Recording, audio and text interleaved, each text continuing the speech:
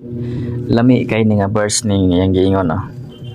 Yan ang Ginoo diri sa Exodus 20:12 nga respetua o higugmaa ang iyong inahan ug amahan kay aron tagaan ta mo og kinabuhi nga taas.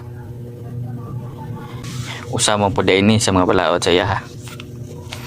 Siya mismo giingon,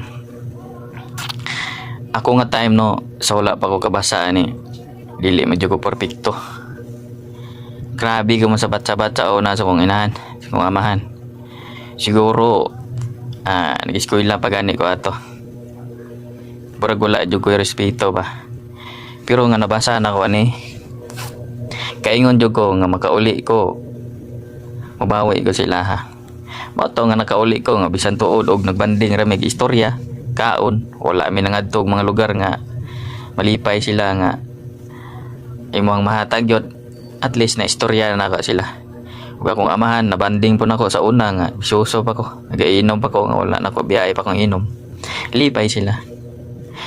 Pero ato nga time nga wala pa ko kabasa ni murag gikumot akong kasing-kasing nga napagbasa na ko ani nga dili lang di ay basta-basta ang sugo si Ginoo nga higugmao na to tong amahan ug inahan.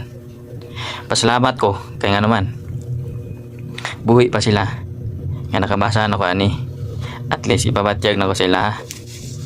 Ako ang pagigugma nila bisan tuod dili ko kwartahan, pero nabatyagan nila nga nagigugma ko sila. Kamong uban nga nagdumot mo sa inyong amahan o ginahan, walaan yun na kay nga naman tinuod ilang giingon, Biblia mismo giingon, bisag unsa pa imong buhaton sa imong amahan o ginahan kay tungod amahan o ginahan na nimo. Ug usa pa, hinumdumi lang nga gamay nga butang ug dili man mo sila higugmaon kay tungod na kay pagdumot sa ilaha.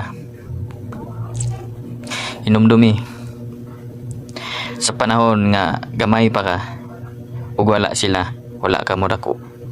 Mao na kung sa mang salawayon yung amahan o ginahan, higugmaa japon sila kay nga naman dili man ikaw managot silang sala, sila man ug ipabayaan kanila sagday lang sila.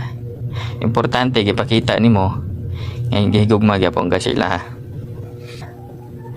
Mao nang higugmaa kutob si mo makaya kay basiyon niya panahon ug mawa na sila maginarte ka nganingon din ka nga may paghigugma na ko sila sa buhi pa muna nga og na kay ubos sa iyaha pagbuta ang panahon ug iampo itugyan sa Ginoo nga ikaw mismo moduol sila ug mawala imong garbo kay kining tanan temporary ra.